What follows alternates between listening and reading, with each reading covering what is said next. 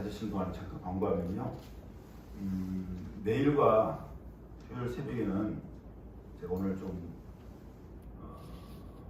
금식하고 좀 기도하면서 준비해서 내일과 토요일 새벽에는 여러분 좀 한 번 돌아가면서 안수기도를 좀 해드릴게요.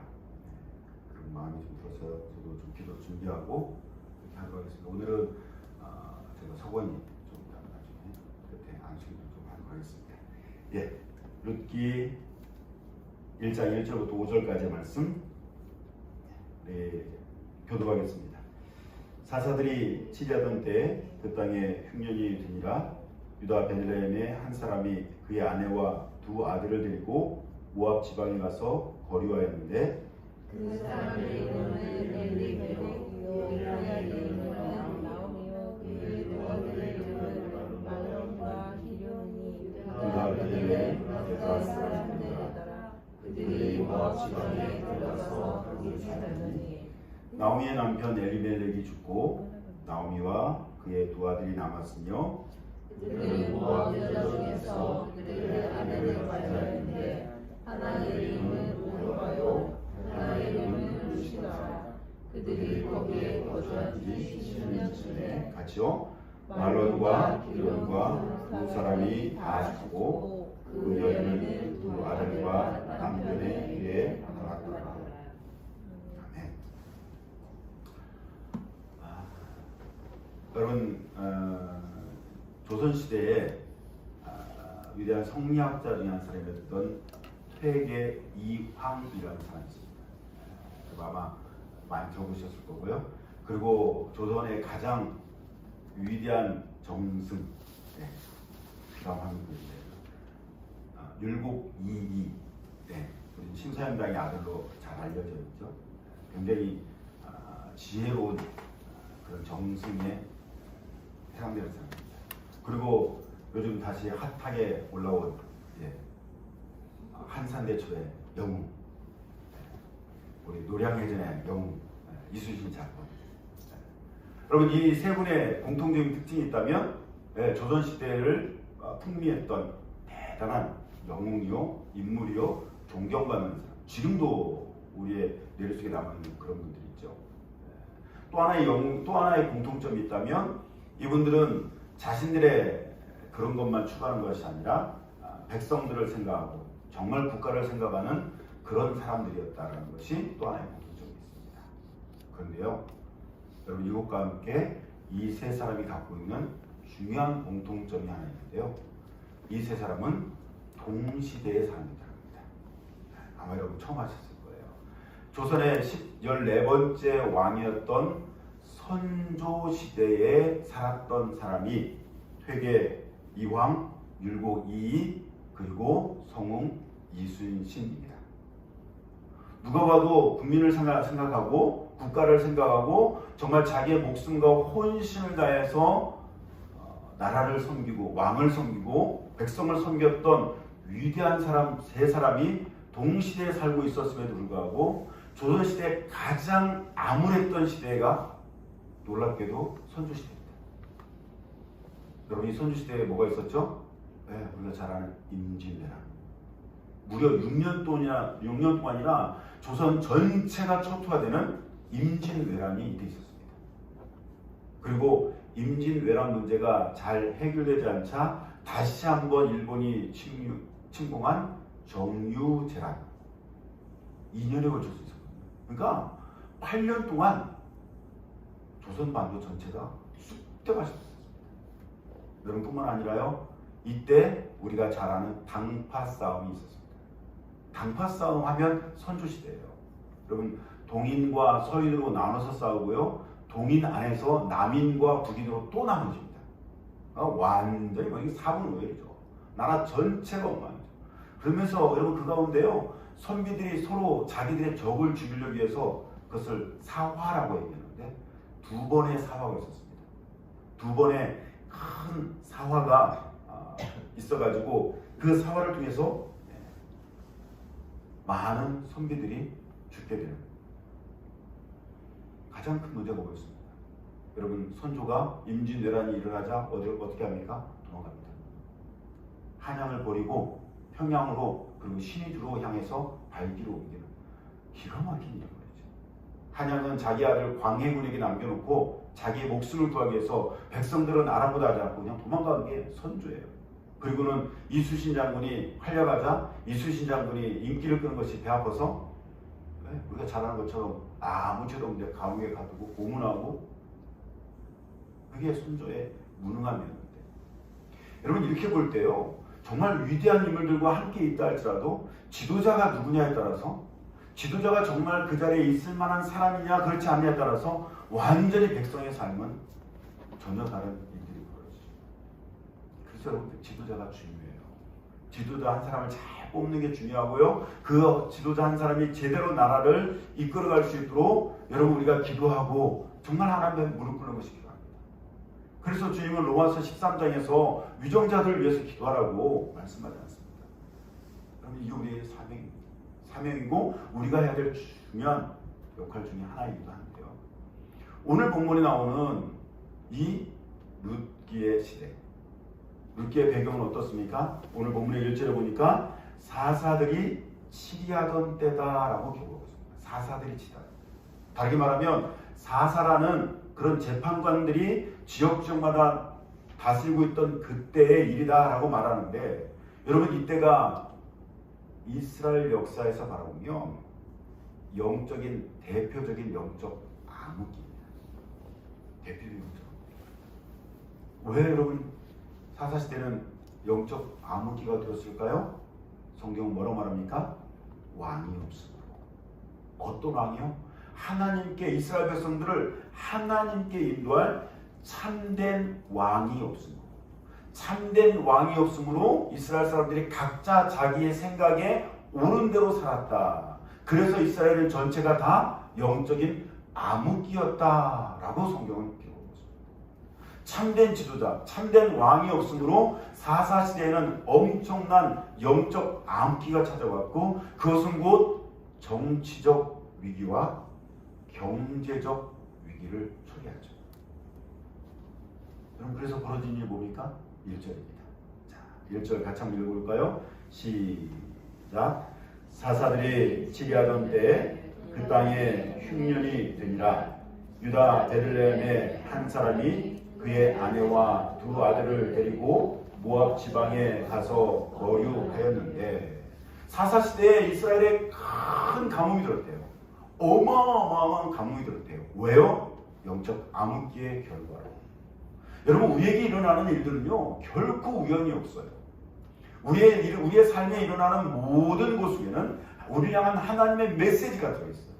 이스라엘 사람들은 이 당시에 있었던 이 어마어마한 기근을 우연이라고 생각했습니다. 그냥 매년 일어나는 자연재해 중에 하나.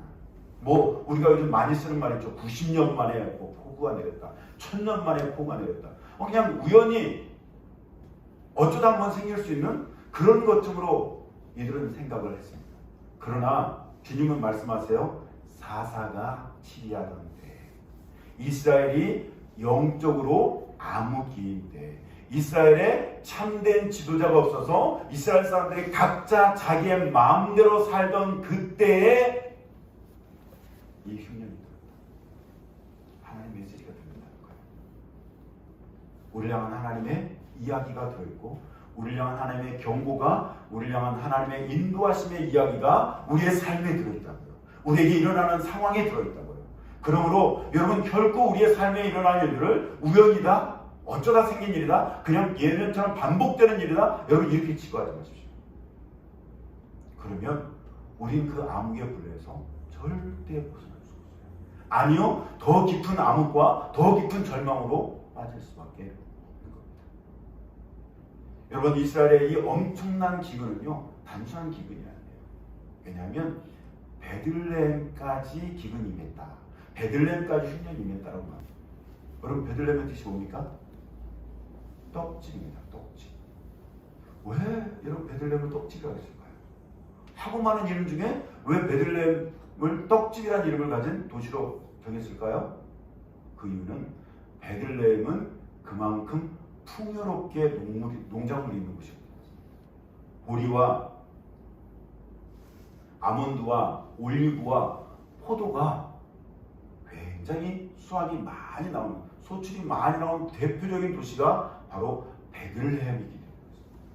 그래서 베들레헴에 이 엄청난 흉년이 몰아쳤고 그 흉년 때문에 베들레헴에 살던 엘리멜렉이 이사를 갈 정도라면 여러분, 이거는 그냥 단순한 흉년이 아니에요. 어마어마한 위기고 어마어마한 절망이 몰려왔다는 겁니다. 절대 무너지지 않을 곳, 아니 절대 무너져서는 안 되는 그곳이 지금 무너져 버린 거예요. 그곳에 절망이 찾아온 겁니다. 마음을 푹 놓고 있었던 곳에 의외의 사건이 터진 것이죠. 최후의 보루마저 무너진 상황입니다. 사랑하는 여러분, 그렇다면 이스라엘에 왜 이런 절망이 찾아왔습니까? 하나님을 떠났기 때문에요.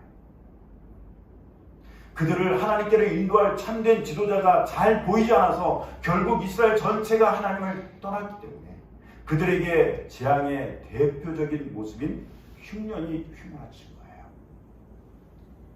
그러므로 이 흉년에서 벗어날 수 있는 가장 확실한 방법은 뭡니까? 하나님께 돌아가는 겁니다. 회개하고 하나님께 돌아가는 거예요. 그런데 여러분, 오늘 보면 1절은 뭐라고 말하고 있습니까? 하나님께 돌아갑니까? 아니요. 그들은 어디로 갔다고요? 모압 지방으로 이주했다고요. 모압 지방으로 이민을 갔다고 말합니다. 여러분, 지금 시대 우리의 입장에서 보면 이건 크게 문제가 되지 않습니다. 그렇죠? 요즘 자기의 직업을 구하기 위해서 혹은 학업 때문에 아니면 아이 교육 때문에 외국으로 이민 가는 사례가 흔하진 않지만 우리 가끔 보잖아요. 지난 주일에도 어떤 다른 우리 교회에 있다가 다른 교회가 집사 부부가 저를 찾아왔습니다. 와서 몇 시간 동안 자기 사는 이야기도 하고 이런 얘기 하는데 저를 찾아와서 고민하는 상담하는 것 중에 하나가 뭐냐면 이민 가는 문제였어요. 미국으로 이민 가려고 준비하고 있는데 왜 이민 가려고 하냐 했더니 아이 교육 문제 때문에. 자기가 볼 때는 우리나라에서의 이 교육이 문제가 너무 심각하고 여기서 자라서는 정말 하나님 부르심의 삶들을 더 크게 할 수 있는 그런 일들을 할 수 없을 것 같아서 아이들은 미국으로 이민 가려고 한다고 하더라고요. 이제 아이들이 굉장히 어린데 그래서 준비하고 있다는 얘기를 하더라고요. 여러분, 간혹 우리가 그런 이야기를 듣잖아요. 혜성이도 여러분 아시는 것처럼 외국 가서 공부하고 이랬잖아요. 그렇지만 이 시대는 아니에요. 더구나 여러분, 엘리멜렉의 이주는요 굉장히 중요한 포인트 두 가지가 들어있습니다. 첫 번째는 하나님을 버리고 떠나는 것이 이주입니다. 왜냐하면 고대 사회에서는요, 교대 사회에서 나라와 족속이라는 개념은 뭐가 들어있냐면 신앙 공동체라는 의미가 들어있습니다. 고대 사회는 한 신을 자기들이 모시는 한 신을 중심으로 나라가 형성되고 한 신을 중심으로 부족이 형성됩니다. 그러므로 내가 지금 나의 이 공동체에서 떠나 모압으로 간다는 건 단순히 그냥 이사 가는 게 아니에요. 단순히 집을 옮기는 게 아니에요. 단순히 이민 가는 게 아니에요. 하나님의 공동체에서 모압의 공동체로 옮기는 거예요. 하나님을 버리고 그나스의 신을 믿는 곳으로 옮기는 거예요. 이건 어마어마한 일이에요. 그런데 엘리멜렉은 모습이에요. 두 번째, 여러분, 엘리멜렉의 이 선택은 더 이상 하나님의 통치를 받지 않겠다는 걸 선언하는 것입니다. 왜요? 하나님 믿는 공동체에서 모압의 신 그나스를 믿는 공동체로 옮겼으니까. 그러니까 난 더 이상 하나님의 손아귀에 있고 싶지 않다.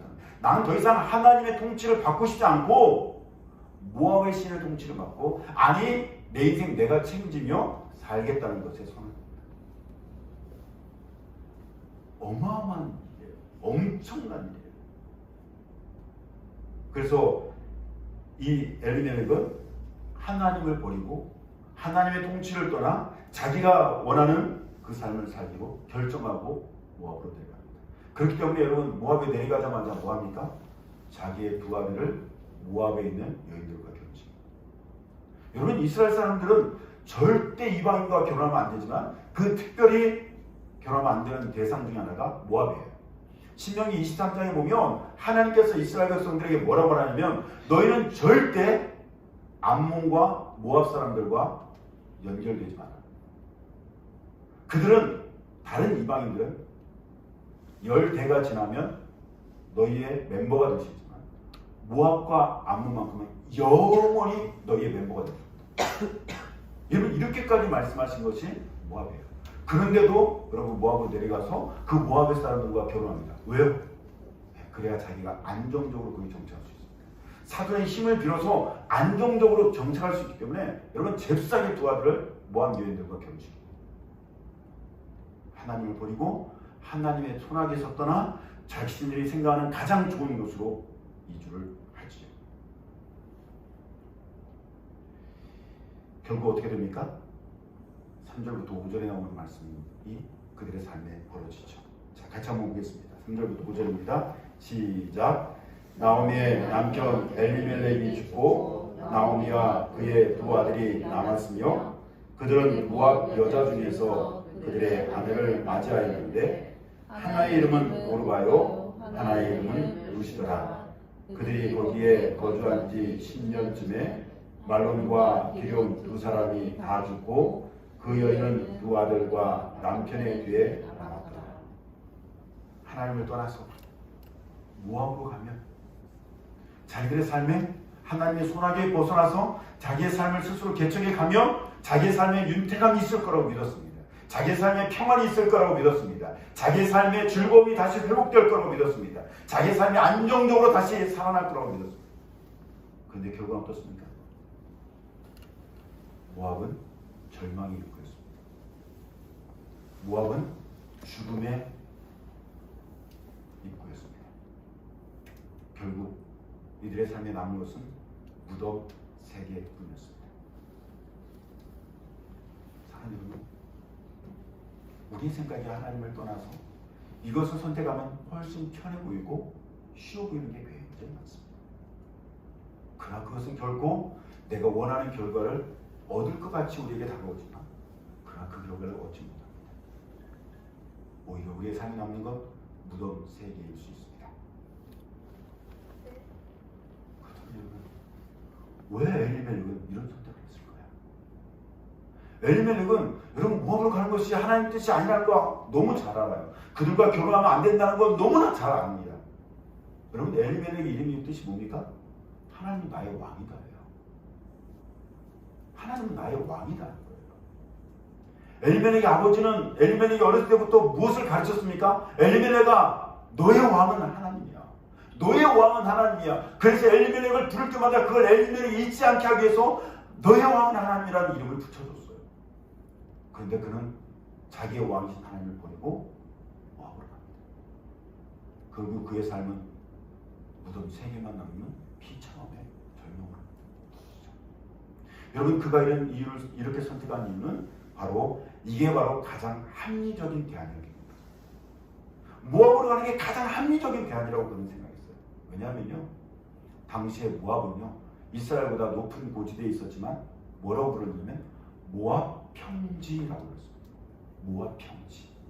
이스라엘 백성들이 가나안에 들어가기 전에 모였던 곳이 어디입니까? 모압 평지예요. 모압 평지. 모압 평지가 뭡니까? 단순히 평평한 땅 아니요. 비옥한 땅이라는 의미를 갖고 있죠. 혼양 평야와 같은 그런 비옥한 땅이라는 의미를 갖고 있습니다. 여러분 그런 면에서 근처에 있는 모압으로 가는 거 비옥한 땅으로 향해 갔어요. 자기들은 가뭄입니다. 여러분 이 가뭄이 단순한 가뭄이 아니에요. 오늘 본문 이후에 읽어보면 무려 이 가뭄은 10년 이상 계속되었습니다. 끝이 보이지 않는 가뭄이 이미 몇 년 동안 있었고 앞으로도 10년이나 지속돼요. 그러면 여러분 당연히 어떻게 생각합니까? 먹고 살 거 찾아서 먹을 것을 있는 곳으로 가야죠. 모압 평지, 모압 평야 그 좋은 곳을 향해서 그는 가는 것이 합리적인 생각이라고 생각했어요. 또 하나 모압은 아브라함의 가족이죠. 롯의 후손이잖아요. 그러므로 자기들과 생각할 때는 친족관계예요. 친족. 그러니까 거부감이 없어요. 이스라엘은 모압에 대한 거부감이 있지만 모압은 이스라엘에 대한 거부감이 많지 않습니다. 그래서 쫓아간 거예요. 얼마나 합리적이고 얼마나 이성적이고 얼마나 이런 옳은 선택입니까? 그러나 그의 선택은 그 끝은 무덤새였습니다. 절망이었습니다. 좌절했습니다. 깊은 수렁이었습니다. 빠져나올 수 없는 끝이 보이지 않는 늪이었습니다. 여러분 우리가 조심해야 될 게 바로 이거예요. 우리가 무엇인가를 선택해야 될 때 합리적인 생각을 하는 거 너무 좋습니다. 이성적으로 판단하는 거 너무 좋습니다. 현실을 정확히 직시하는 거 정확히 필요합니다. 믿음으로 바라보고 믿음으로 결정한다는 것은 비합리적이고 비이성적이고 비논리적이고 비현실적인 게 아니에요. 정확히 현실을 하셔야 돼요. 합리적인 방법이 무엇인지를 찾으셔야 돼요. 그러나 그것보다 앞서는 게 있다면 그것은 바로 약속입니다. 하나님의 약속. 그럼에도 불구하고 하나님의 약속이 그렇기 때문에, 그럼에도 불구하고 하나님이 이렇게 말씀하셨기 때문에, 그럼에도 불구하고 하나님의 명령이 이것이기 때문에 그것을 선택하는 거, 여러분 그게 믿음입니다. 하나님의 약속과 하나님의 명령 안에서 합리적인 대안을 찾는 것은 믿음이지만, 하나님의 약속과 하나님의 명령을 뛰어넘는 합리적이고 현실적인 대안을 찾는 것은 믿음이 아니에요. 여러분 그것 때문에 실패한 대표적인 사례가 민수기 10장에 나오는 10명의 정탐꾼 아닙니까?